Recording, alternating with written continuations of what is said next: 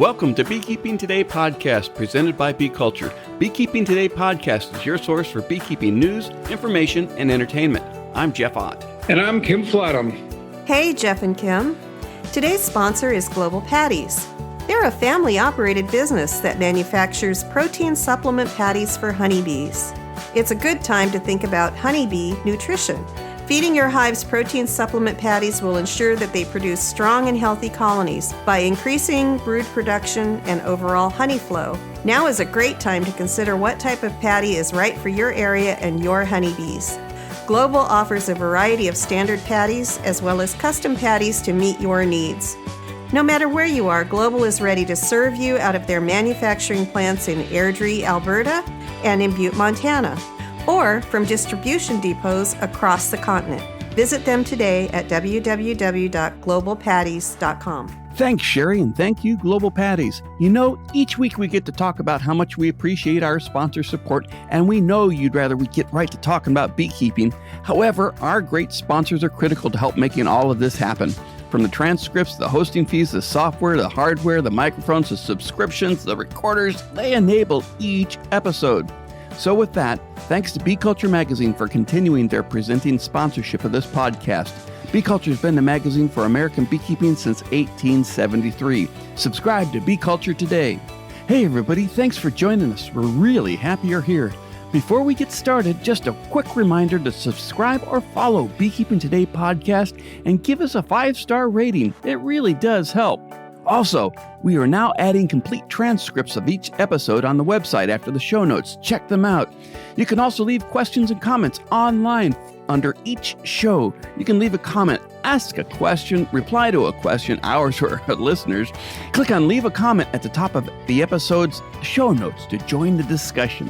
Have you listened to an episode and thought, that person sounds really interesting, and I'd like to know more about them? Well, now you can. Each episode links to a guest profile. Each profile has a guest photo, bio, contact information, including Instagram and Twitter details if they have them. Check it out. And finally, share the podcast with your beekeeping friends, email them links, or mention it at your next beekeeper meeting. Hey everybody, thanks again for listening. Did you know that our podcast is now available as audio on YouTube? We know many of you enjoy listening to podcasts on YouTube, and if you do, please look for and subscribe to us there. I'll place a link to our channel in the show notes. It seems that everything these days can be classified as an invasive species. Beekeepers hear this a lot when talking with other folks wanting to protect native pollinators. But what is an invasive species? Well, according to the keeper of all known knowledge, Wikipedia, invasive species is defined as an introduced organism that becomes overpopulated and harms its new environment. It goes on to state that invasive species adversely affect habitats and bioregions, causing ecological, environmental, and/or economic damage. Wow! Based upon that definition, we humans are definitely an invasive species. Which makes me wonder, at what point does an invasive species become a parasite on its environment? Or worse, a parasitoid? Well, I'm getting off track. Or was I? Ah, yes, invasive species. In this episode, we've asked Steven Coy, Vice President of the American Honey Producers, co-owner of Coy Honey Company, and charter member of the Russian Honeybee Breeders Association, to the show. Steven talked with us previously about the Russian honeybees along with Dr. Thomas Renderer, and was here in February of 2021 talking about the Chinese tallow tree. Today, Steven is back continuing the discussion about Chinese tallow tree. The USDA-APHIS has categorized the Chinese tallow tree, also known as a popcorn tree, as an invasive species and has been working on several means of controlling and eliminating this tree. However, over the years since its introduction in the 1700s for its ornamental features and later for making soaps and seed oils, the Chinese tallow has spread extensively across the south, the southeast, and in pockets up the east coast. It grows quickly, and if not managed, can choke out native plants. Its leaves and fruit are toxic to cattle and humans. It is also a primary honey source for beekeepers in the South, and especially important for migratory beekeepers as they build their spring colonies up before taking them north to the Dakotas or other destinations in their summer migration. As you will hear Steven say, the American honey producers see the proposed actions by the USDA-APHIS as a threat to their economic livelihoods.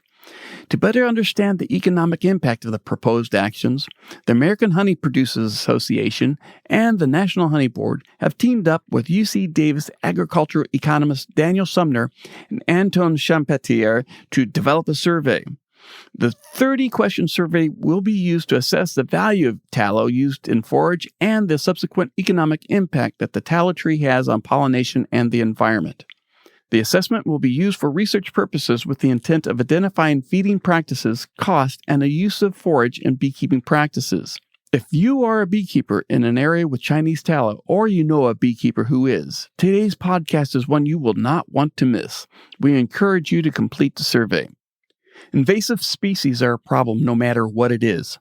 However, the full impact of the elimination of that invasive species needs to be taken into consideration, especially if that species has been around for hundreds of years. I mean, when you think of it, the house cat is an invasive species when it's not managed properly and becomes feral or is let outside to come and go as it pleases. Should we consider eliminating it too? Okay.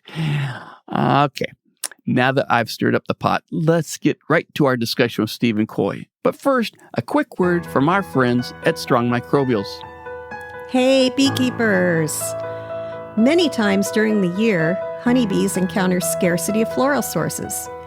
As good beekeepers, we feed our bees artificial diets of protein and carbohydrates to keep them going during those stressful times. What is missing, though, are key components. The good microbes necessary for a bee to digest the food and convert it into metabolic energy.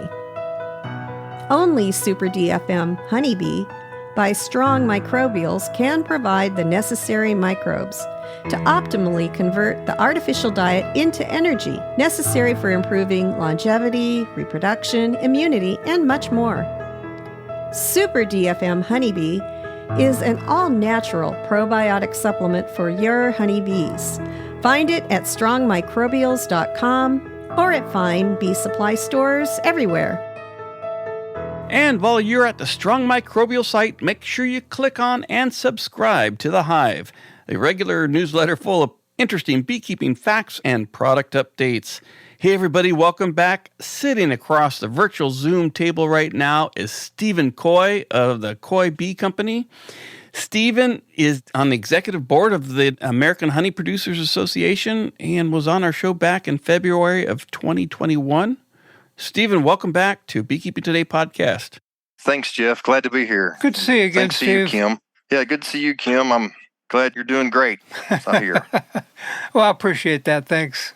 I gave a quick bio of who you are, but why don't you kind of introduce yourself to listeners who may not have heard the February release of 2021? Yeah, so I'm Steven Coy. I'm the co-owner with my wife, Angela, of Coy Bee Company here in Wiggins, Mississippi. I grew up in the beekeeping industry. My father started it when I was just a little kid, and it's just what I like to do. I'm also currently I'm the vice president of the American Honey Producers Association. So that's kind of an upgrade from the last time I was here. Congratulations. Thank you. I've been involved with the Russian honeybee breeding program since the beginning of that. So we sell queens and nukes and make a little bit of honey here in South Mississippi. We had you on talking about the Russian queens and Russian bee business also. That was one of the other shows, which is one of the favored shows. A lot of questions about Russian queens. So we'll have to have you back in the springtime or as maybe January, February, when I'm sure you're not busy, and talk. Oh, yeah. Well, I can make time to be here with you guys. Oh, that'd be great. Well, Steve, one of the things we talked about last time also was the Chinese tallow, honey crop, honey tree, invasive, all of the things that are going on with that particular plant. There are some people, as I understand it, that would like to see Chinese tallow go away because it is an invasive, and there are a group of people out there, such as yourself, who don't want to see that happen, and that fight's been going on for a while. Can you shortly sum up what it is and then maybe give us some idea of what's next coming up on this debate? Yeah, so it's been close to 5 years ago, we got word that APHIS was trying to APHIS was interested in releasing a biocontrol agent to control tallow trees in the southeast United States. So we did a little bit more digging with that, and so a couple of years later found out that APHIS was going to actually wanted to release two insects, a moth and a beetle, that would feed on the roots and the leaf tissue of the plant. And they released a environmental assessment, and it basically said how bad the tallow was. I mean, it does meet the definition of an invasive species. If you don't do a good job of controlling the weeds and the trees and stuff on your property, it can get away from you. It can be a problem in certain situations, but there are ways to control that through mechanical or chemical, or I think flooding is one of the effective ways to control it. So there's ways to control it, but if you just ignore it, it's going to spread quite a bit. Just for those who are not familiar with the tallow tree or the Chinese tallow tree, can you describe it in its geographical range, roughly? It grows to be about 40 feet tall at maximum maturity. It has a kind of a heart-shaped leaf. It's real pretty in the fall. The leaves turn a red color and the seeds turn white. It looks like popcorn. That's popped popcorn. That's where this name comes from. It was brought into the United States in the 1700s by Benjamin Franklin and planted somewhere in the South Carolina region. In the 20s and 30s, USDA brought it to the South and encouraged people to plant it as a cash crop in order to make tallow soap. So the seeds have tallow, a coating of tallow on them, and you can boil that off and you can make tallow soap with that. And then it also has a high oil content. The nuts have high oil contents, and they could be useful for pressing oil out of them. It just never quite caught on. A lot of people planted them for ornamentals in their yards. They spread by their roots, and so when you cut one down, if you don't do a good job of picking up all the little shoots that pop up, you can have several more trees. But the environmental assessment that APHIS put out talked about how bad it was and how expensive it was and how terrible it was. And they had one little paragraph that said it might be beneficial to beekeepers, but it's extremely beneficial to beekeepers. It grows from Texas all the way over to South Carolina. It is spreading, but there's pockets of it up around Jackson, Mississippi. I was in Oxford this past weekend, and there's a big mature tree there in Oxford. It's all across the southeast United States. And it's probably the number 3. It could be the number 2. We don't really know. That's part of what this survey is about. Honey producing plant in the nation. There's a lot of honey produced off of it across the whole Gulf Coast. When does it bloom? So it starts in Texas in early May. It blooms here in Mississippi in late May through early June, and then progresses over into June over in the South Carolina regions. As a beekeeper, then, what I'm hearing is that it's a good honey producer, and it sounds like it's probably producing at a very important time of the year for you when you're trying to make bees and make queens. It's an extremely productive honey plant. You can make over 100 pounds in some years off of it. It's like everything else. If everything's right, you can do really well on it. But the biggest and the most important part about it is the time. In Texas, it blooms early enough that the Texas beekeepers who run their bees in the Dakotas and Montana, that they build their bee populations on the tallow. So as their hives are growing, they're building their numbers so they have good, strong, healthy hives to take to the Dakotas in Montana and Wisconsin up north to make those sweet clover, alfalfa, and basswood crops. And then it still blooms early enough here in Mississippi that beekeepers can take bees up north if they get them there towards in the 1st of June. But then there's a lot of guys that don't do that, and they just make honey, and that's what I do. I mean, I raise queens and make honey. I try to stay away from my mating nukes. I try to keep my mating nukes away from the tallow because the flow is so intense that it disrupts queen mating. But I do have other hives where I try to make the honey off of it. What's the honey like? It's a light amber. It's got a nice body to it. If you've purchased honey from Aunt Sue's brand, or if you've purchased honey from Nature Nate in the southeast United States, it was predominantly tallow honey. So it's a good honey crop, and it's a good, I guess the words would be preparatory crop for moving somewhere else to make even more honey. Does it get in the way of anything in terms of beekeeping? You just said maybe not so good for some of your queens, but anything else? No, it's great. The pollen is really good. In fact, the bees collect so much pollen down here that they'll be pollen bound, so they have a huge store of pollen to get them through the dearth. Because at least in Mississippi, well, it's the same in Texas because all those people leave Texas because there's nothing after tallow. And so that gives them a good base of pollen and nectar to build their populations through the rest of the summer. APHIS wants to get rid of it because it's an invasive and it's doing something to the environment down there that they don't like. It's either crowding out something or preventing something else from growing because of, its habitat or something in the roots or something. And you guys want to keep it. The American honey producers want to keep it. Beekeepers in the Southeast want to keep it. What are you doing to work with APHIS to not make that happen? Yes, so we hired an environmental consultant to write a rebuttal to their environmental assessment. And that turned out to be like 73 pages long because they just did a terrible job of actually trying to find the balance between the value of tallow and the cost of tallow. And so we have since then hired Dr. Dan Sumner from UC Davis and Dr. Antoine Champierre from somewhere in France to do a economic analysis. And they have put together a survey that you can fill out on your phone. It takes about 20 minutes. And the purpose of the survey is to find out exactly how many beekeepers make honey from tallow, how much tallow honey they do make, how many beekeepers and how many colonies use tallow to build on before they go to make a honey crop in the Northeast or out in the Midwest, and then eventually pollinate almonds. And then if there are beekeepers in the Florida, Georgia, South Carolina area that make tallow honey and then go pollinate fruits and vegetables in New England.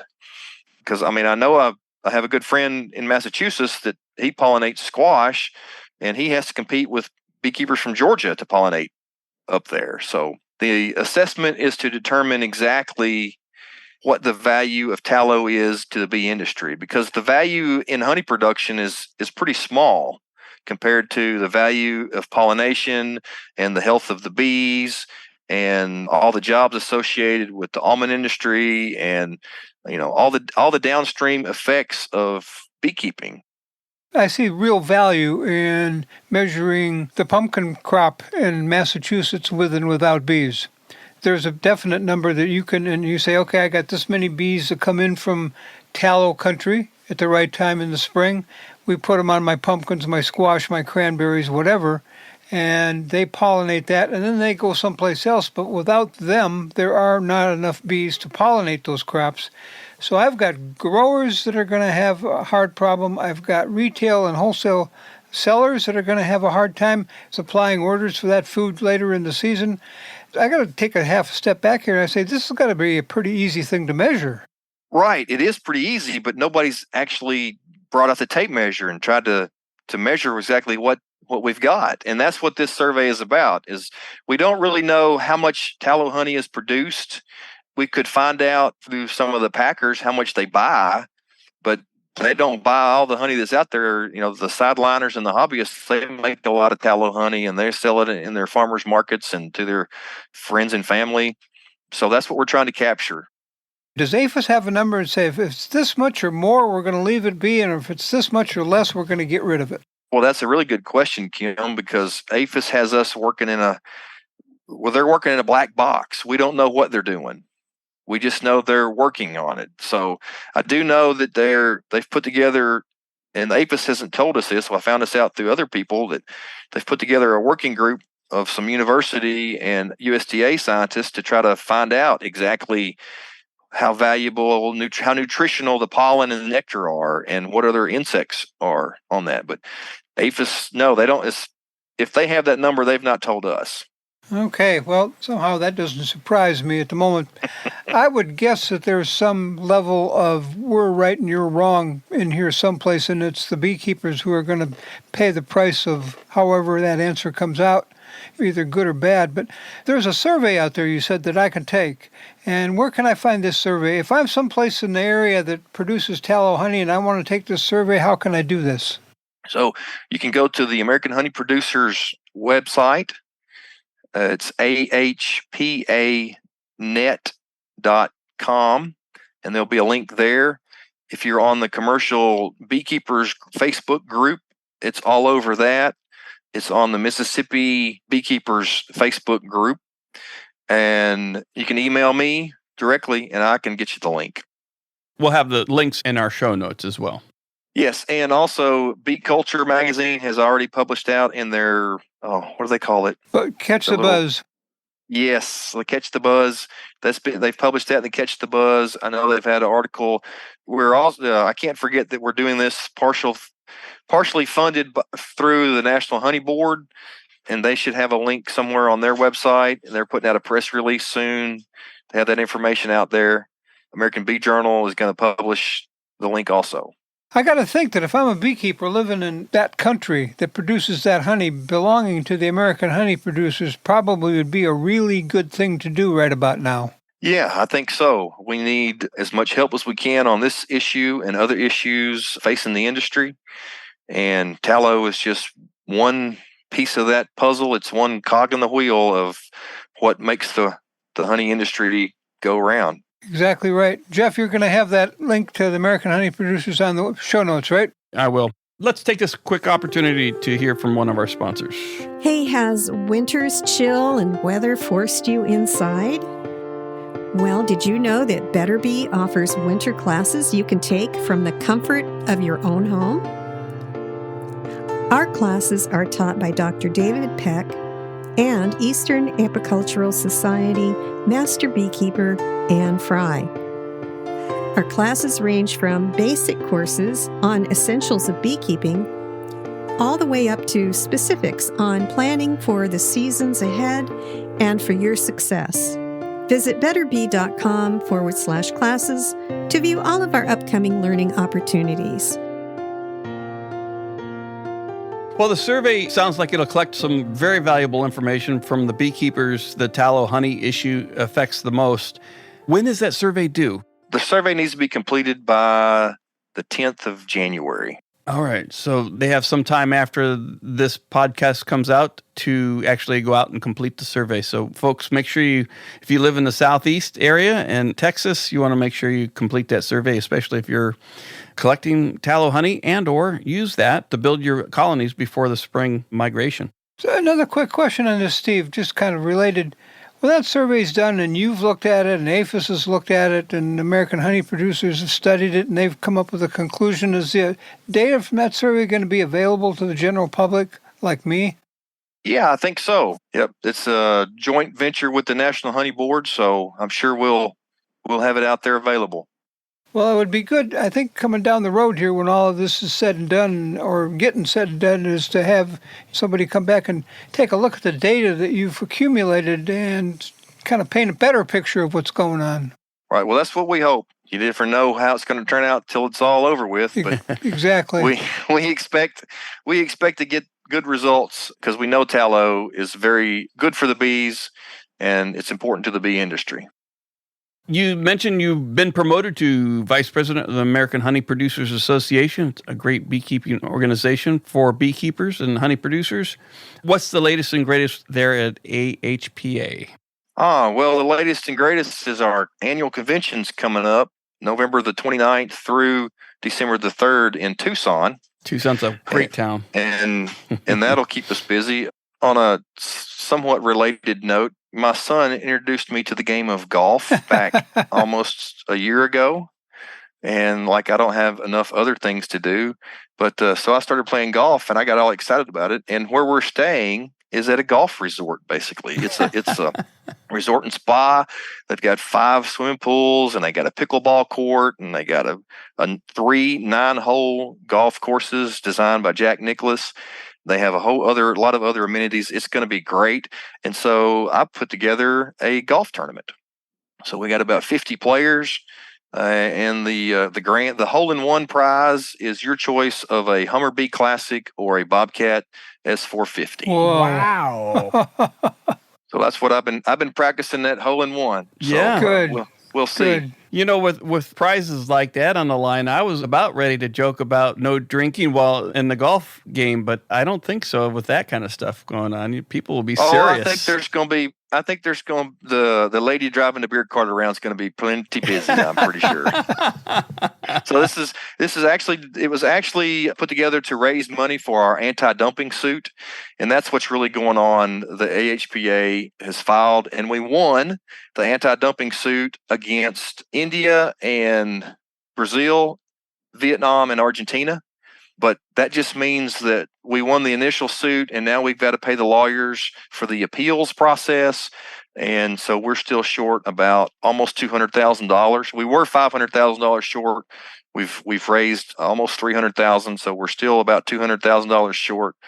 And so if you can donate to the anti-dumping fund, you can please do that at the AHPA website. I think, yes, I was going to say there's a link there. Just quickly, when I looked, it looked as if you were still looking to raise some of the fees against some of the countries because they weren't high enough. Yes, that's part of the appeals process. We have appealed the ruling against India. It was too low. And, of course, Vietnam appealed their ruling. They said theirs was too high. And so we won't find out the answer to that until sometime in January. Good luck with that. I hope it pays off for you. I know it's got to help no matter what. Well, it's already made a difference. Currently, 70% of all the imports coming into the U.S. are under this anti-dumping order. And as a result, the price of honey has gone up to anywhere from $2.70 to $3.25 per pound. And a year ago, it was like $1 less than that, or even more in some cases. At $3.25, you could almost make a living doing that. Almost. Almost. Yeah. Yeah. $2.70 is pretty close to break-even price for most guys. So it's just, it came at a good time, but with the way the rest of the economy is going, we haven't made a whole lot of gains. It's always something. Yep, but that's farming. Well, besides the anti-dumping suits and the tallow honey issue, what is the other benefits of being a member of the American Honey Producers Association? Well, I can tell you what's been the biggest benefit for me as membership is as I go to the annual meetings, and I have met some really good people. I've met some really smart people, and they've turned out to be really good friendships, business relationships, networking. It's helped me be more successful as a beekeeper, and I've been able to help some other people be more successful. And that's all because of, you get out there, you're talking with beekeepers, and, hey, how do you have your extracting room set up? Or what kind of truck are you running? What kind of tires are you running on your bee truck? Or, how is it that you make splits? And learning different techniques and different ways to do things, just building those friendships. That's as valuable as the anti-dumping, as raising the price for the honey, as, if you're a sideline or commercial guy, you can take part of the ELAP program, the Emergency Livestock Assistance Program. And we've worked really hard to get that usable and more usable for more beekeepers. We're working on honey adulteration. Honey is the number 2 or number 3 most adulterated product in the world. And we spent a lot of time talking to Congress and getting money. In fact, we got money available for Customs and Border Protection to do more inspections of more honey coming in. And they're looking for adulterated honey. So if you're in the bee business for the business sake of it, the Honey Producers Association we're working to help you be more profitable. You are so involved with the Russian bee program. Can you just kind of give us a quick update on that and how the season has been and the growth of the Russian bees? We had our annual meeting just a couple of weeks ago, and we have a couple of new members coming on. We have had a couple of some of the original members have retired. It's a group of bee breeders, and the benefit for me is I get to use these bees in my operation, and then I do sell queens and nukes. There are no mite-proof bees. but there are resistant stocks, and Russian bees are one of the first resistant stocks. And so we're just keep trying to improve and make the bees better. One of the first comments people make about Russian bees is they tend to be a little bit ornerier than the standard bees that are out there now. And I know you've been faced with that question many times. How do you respond to that? Well, sometimes I backpedal real fast, but most of the time, no, they are not the most gentle bee out there. That's true.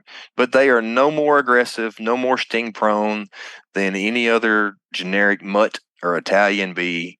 There's a lot of variation in the line. There's a lot of genetic variation in our program.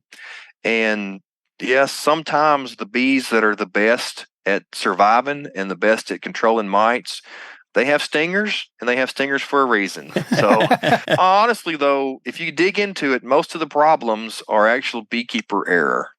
If you do stupid stuff, you're going to get stung. Sums it up nicely. That sums Not it up. politically correct, but neither am I. So. Well, that's all right. I mean, that sums it up pretty good for life in general, right? If you're going to be stupid, you better be tough.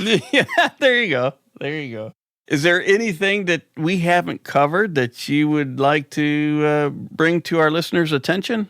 You know, Bee Culture Magazine and this podcast, especially Kim Flaugham, has always been exceptionally helpful.